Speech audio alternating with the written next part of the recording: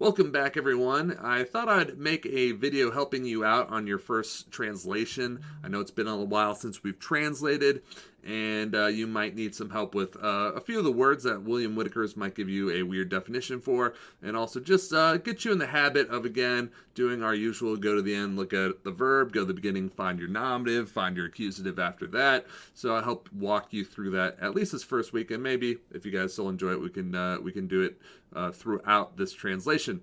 So again, for this translation, I want you guys to do this on your own. I don't want you to be sharing your translation with a buddy. And since, again, I heavily edited this, don't even try and copy down an online translation because it will not work. So anyways, if we look at this first line, Daedalus interea exilium in longe crete perodit.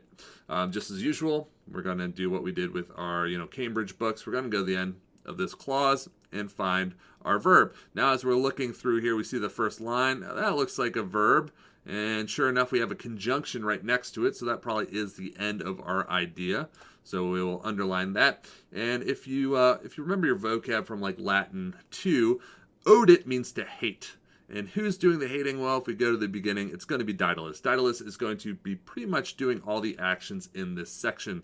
So Daedalus hates something, all right? And hopefully you could figure out the rest in here. Know that Crete is the island of Crete, south of Greece. So that's a proper noun. All right.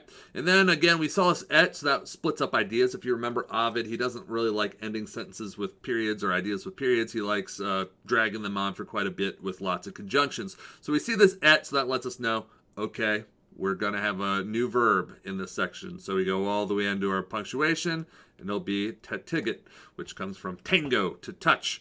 All right. If we look back at the beginning, we don't see a subject. What do you do when you don't see a subject? Well, you use the subject that came before that. So again, it will be Daedalus. All right. When we go down through the next part, Daedalus ex pelago clausus erat. All right. Again, here is your verb. Daedalus is your subject. All right. Minos terras licet et undus obstruat. Here's the one sentence where you're going to have a different subject. So if we look at this, all right, we have obstruat is our verb to obstruct. And Minos is going to be the subject.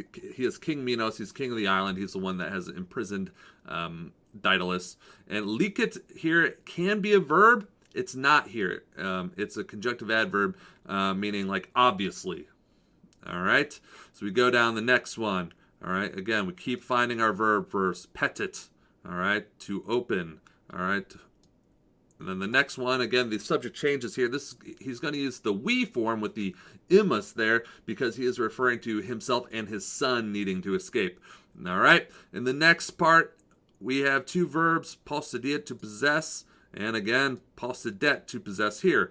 All right. And the subject for this, if we go back to the beginning, is Minos. So in two of these sentences, Minos, the king of Crete, is the subject.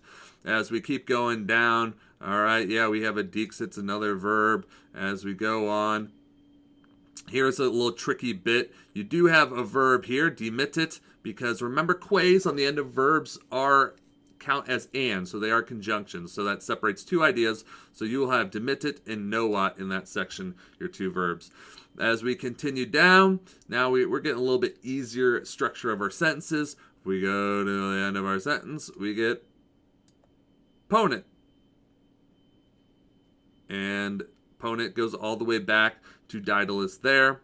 All right, the next part is perhaps the trickiest. So what Ovid is describing here, he's trying to describe a wing and how a wing has a curve to it, and there's longer and shorter feathers that are a part of it. So Penas will be talking about the feathers, and Minimai says, he's going to be starting with the small feathers, and then Longai is also referring back to the feathers, talking about other feathers will be longer. All right, and then as you get down here, your verb is kernas. If you notice, that is an S ending, so you are the subject. You are the one doing that action. All right, and we do have an ut here, so like it's a purpose, so that, in order to. All right, and as we keep going here, we're going to have a sicut starting it's a simile. Whenever you have sicut, it means like or as or just like. All right, and when we go down to the end, surrogate will be our verb, and rustica fistula will be our subject. He's going to have a simile about a panpipe. As we keep going down here, he's going to switch from a simile into talking about how he's going to hold this wing together. And he's going to use the verb alligat to show that, and that means to bind or fasten. All right. As we keep going down, our next verb is going to be flectit, to bend. And we're going to have another ut here, another purpose clause, so that in order to with imitatur as your verb. So there are all your verbs, and always, again, go to those first before you try and find your subjects, find your direct objects, find your ablatives, things like that. So hopefully this helped. All right, good luck. I look forward to seeing if you guys are able to translate this.